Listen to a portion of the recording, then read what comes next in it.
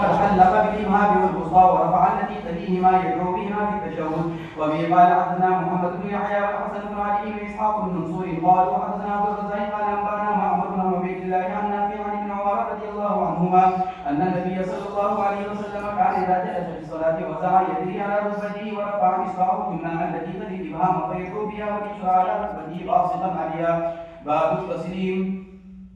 وبه قال حدثنا محمد بن عبد الله بن نمير قال حدثنا عمر بن عبيد عن ابي اسحاق عن ابي احمد بن عبد الله رضي الله عنهما ان رسول الله صلى الله عليه وسلم كان يسلم عن يمينه وعن شماله حتى يرى بياض خده السلام عليكم ورحمه الله. وبه قال حدثنا محمود بن غيلان قال حدثنا بشر بن سري عن مصعب بن ثابت بن عبد الله بن زبير عن اسماعيل بن محمد بن سعد بن ابي وقاص عن عامر بن سعد عن النبي رضي الله عنه ان رسول الله صلى الله عليه وسلم كان يسلم عن يمينه وعن يساره. وبه قال حدثنا علي بن محمد قال حدثنا يحيى بن ادم قال حدثنا ابو بكر بن عياش عن ابي اسحاق عن صله بن زفر عن عمار بن ياسر رضي الله عنه قال كان رسول الله صلى الله عليه وسلم يسلم عن يمينه وعن يساره